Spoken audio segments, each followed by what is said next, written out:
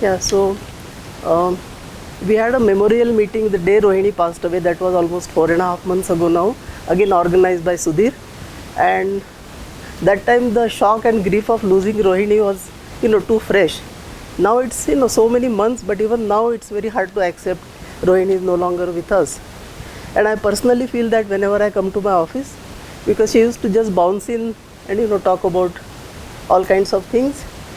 And over the last few years, Rohini had developed a lot of interest in astrophysics and especially dark matter. So she would be interested in what I am working on and talk to me or my students. And in the usual Rohini style, she would get the gist of what we were working on and had very interesting questions to ask. So I miss all those chats and chats about science. Um, I think others also have said that in these various memorial meetings, I have said various things, and I really don't have the heart to go through it again. So I'll just mention a few points now. Um, First thing is that we had a very long association going back to 76. And as Professor Mukunda said, I sometimes feel prehistoric because the audience was born, quite a bit of the audience was born after 1,000 years. But anyway, so this is just to say that we had a very long interaction, and Rohini and I were really good friends. And I think Sunil Mukhi showed some of the photos from the Stony Brook years earlier in his talk today. So it really is a very strong mafia, Nilima being another part of it, and we stand together. Unfortunately, Rohini is not with us now. So she was always a very warm-hearted, extremely positive and honest person. If Rohini said something, you could believe it. She did not mince her words. I like that very much. And another thing is, as you have heard, she has mentored so many students and colleagues over the years. And so she really did have a large cross-section and touched so many lives, which not many scientists do, because people tend to be kind of, introverts like I am anyway. But Rohini was completely different. She interacted with people, got things done. And in fact, she was so energetic that I have often wondered, I used to even ask her, how do you do it? She lived something like 4 or 5 lives of what a normal person lives.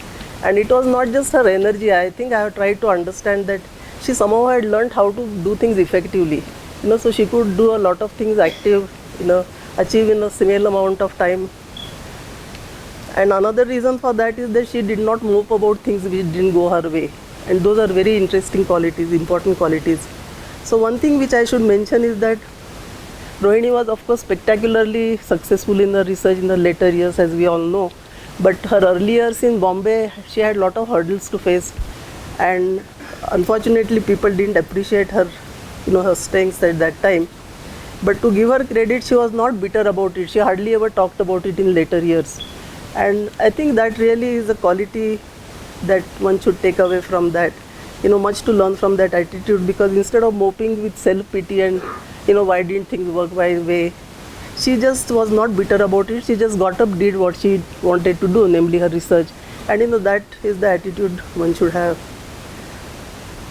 Another thing I want to mention is that, because I was also involved in it sometimes, is that Rohini contributed to so many scientific committees in the country, where she was on the selection committee of awards, fellowships. And often people would just sort of show up at the last minute, but not Rohini. She would really put in so much sincere work into it. People don't appreciate the amount of efforts she put into this competitive work. And I think that's because she felt she owed it to the community, not just sort of gloss over it. And she would take opinion of people in the field. So I would typically get a phone call from Rohini in the morning. Chanda, we have this important selection meeting today afternoon. Can you give me your opinion of so-and-so's work? And so I would drop whatever I was doing and give her whatever she wanted, because, I knew it. She had no axe to grind. She was sort of really trying to select the best person possible. And I think that's the way to build the community, which she really contributed without making much noise about it. I think Sunil also mentioned that in one of his articles, that she would give him 5 minutes. She gave me more time, to give her our opinion. But in the end, it was her decision, but it was an informed decision. She didn't just sit and say, oh, this looks good, or it doesn't look good. She asked the people in the field. And I think that's very important. Then finally, I sort of want to mention a few things about her personal life. Her family, her sisters are here, her nieces. And I know she was very attached to them, especially to the younger generation, her nieces, and she was very proud of their achievements and often talk about them. So much so that I feel I know them even though I don't know them that well. And so she had a warm nature, and they were also a very strong support system for her over the years. Um, and not many of you may know, but I just wanted to mention that for over a year before she passed away, she was quite seriously ill with a gastrointestinal problem. But that did not stop her from being her active, usually active, chirpy self. She traveled so much despite, her sickness, that I used to wonder how she does it. It was like live blood to her to go around and do whatever she was doing.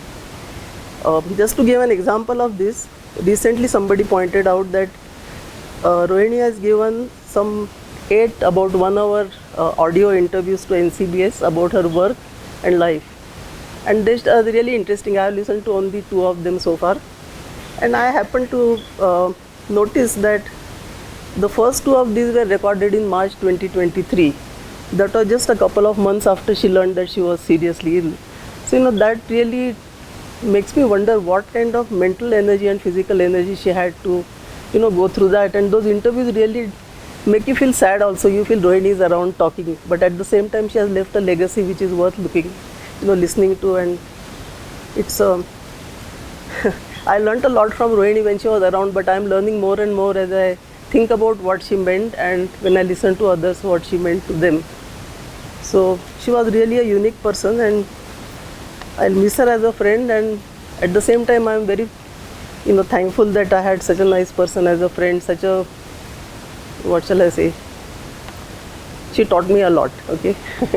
And I was fortunate to know her for so many years. Yeah, thank you.